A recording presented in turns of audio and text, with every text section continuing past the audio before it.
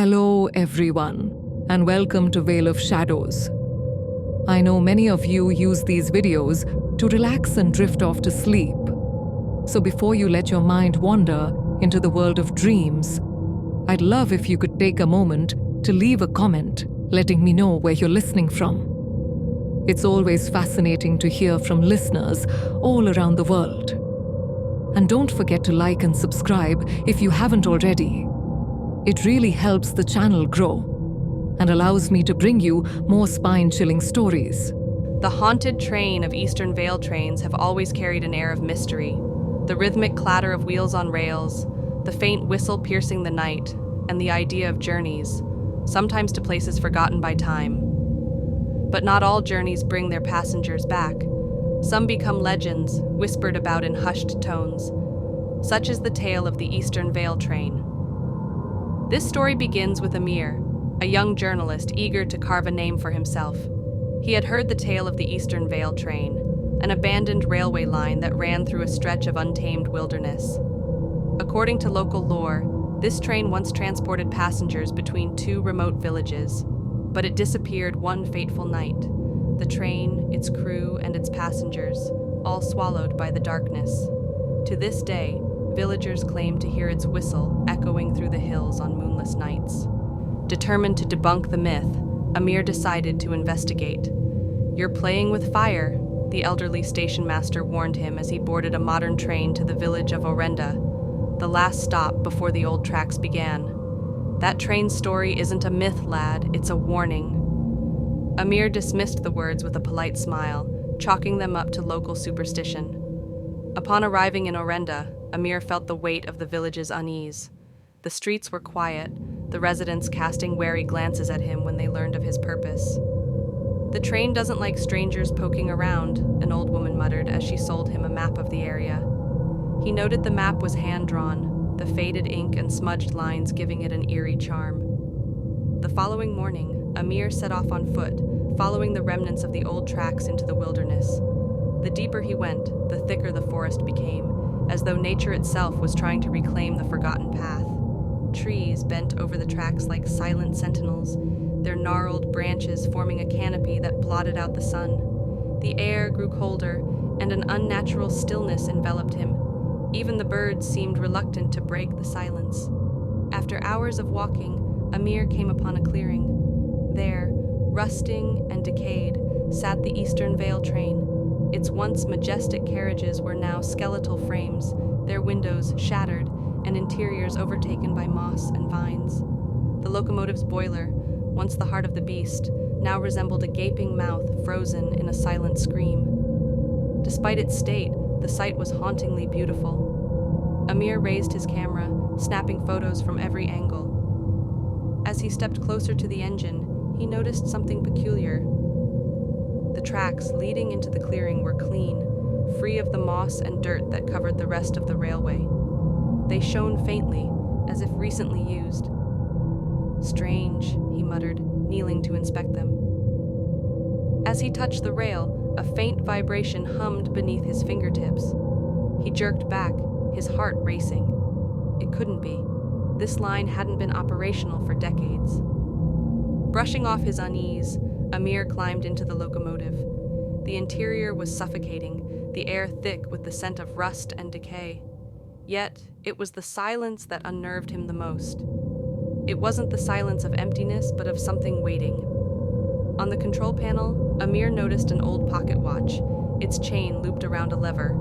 He picked it up, noting that the watch was ticking, its hands moving backward. "All right, that's unsettling," he said aloud, his voice cracking. A sudden chill swept through the cabin, and Amir's breath misted in the air.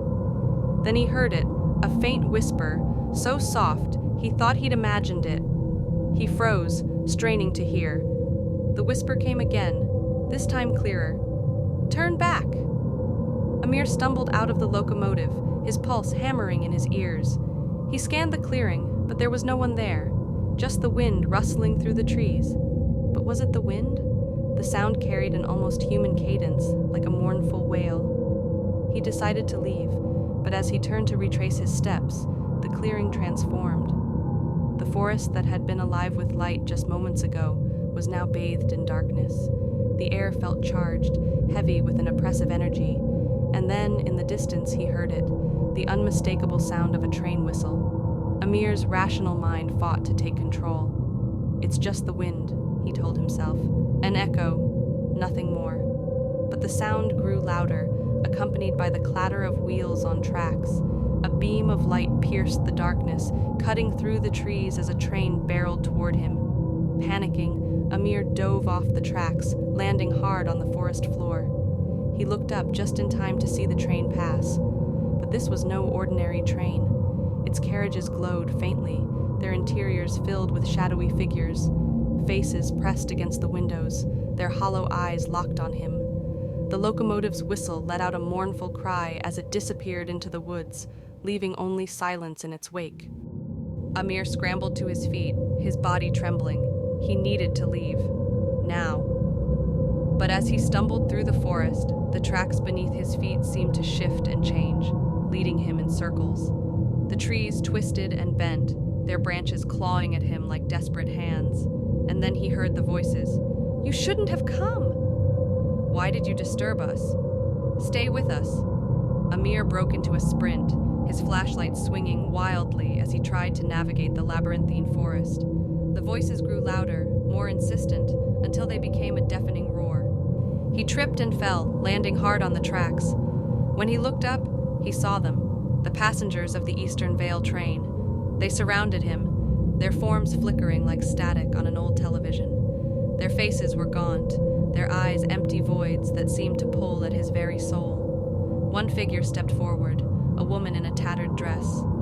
Her lips moved, but her voice was a chorus of many. "You're on the wrong journey." Amir scrambled backward, but the figures closed in. Their hands reached for him, cold and insubstantial, yet their touch burned. Just as their grasp tightened, a blinding light erupted from the tracks, and a deafening roar filled the air. The train was coming back. In a desperate bid for survival, Amir leapt off the tracks, rolling into the underbrush. The train roared past, its spectral carriages shimmering like a mirage. As it disappeared into the night, so did the figures. The forest fell silent once more. Hours later, Amir stumbled back into Orenda, battered and terrified. He burst into the local inn, his frantic demeanor drawing the attention of the few patrons inside. The old station master approached him, his expression grim. "You saw it, didn't you?" the man asked.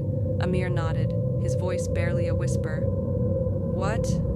What is it?" The station master sighed. "It's not a train, lad.